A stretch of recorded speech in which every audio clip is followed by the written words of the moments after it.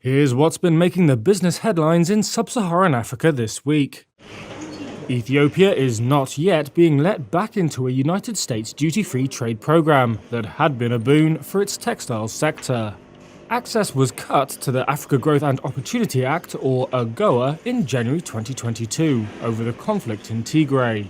But US Secretary of State Antony Blinken in Addis Ababa on Wednesday praised Ethiopia's progress in implementing a peace deal. Certainly we share the aspiration of Ethiopia returning to AGOA, and as it continues to implement the cessation of hostilities agreement, it's clearly moving in the right direction.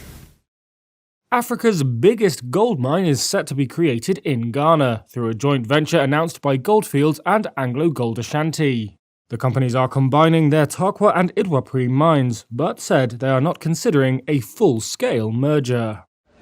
Nigeria has topped a list of countries withholding revenues earned by international airlines, a spokesperson for the International Air Transport Association has said. The country, reported to owe $743 million, is facing a severe shortage in foreign currency, meaning investors cannot convert local currency to repatriate their profits. South Africa's largest listed property group is looking to expand its solar power capacity amid the country's worst rolling blackouts on record, implemented by state utility Eskom. Growthpoint, which owns 541 properties across several countries, said it will more than double renewable energy generation in the coming months to power its retail sites. And finally, a fund managed by BlackRock Alternatives is buying nearly a third of the shares in Kenya's 310-megawatt capacity Lake Turkana wind farm.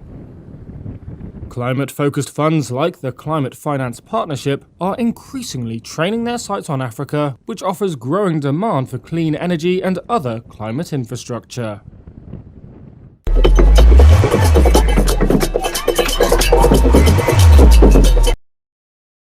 This is the path of a landslide triggered by Cyclone Freddy as it bore down on a village in Malawi. Homes in Tauchira were swept away on a tide of water and mud.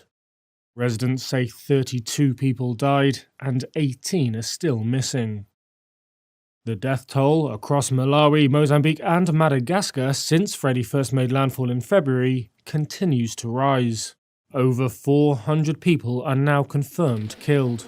That's after one of Africa's deadliest tropical cyclones in recent years circled back to hit the region for a second time at the weekend.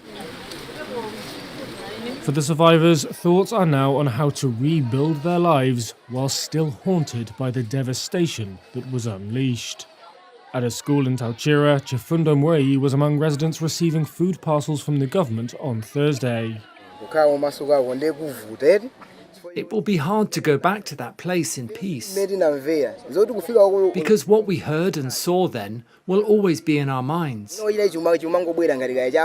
You feel like you can still hear the people screaming. It was really frightening because we were living under the mountain, and it will always remind us of the water coming from there. The storm has now dissipated, though heavy rains are expected to continue in parts of Malawi. In Mozambique, some villages have been completely cut off since Freddy made its second landfall.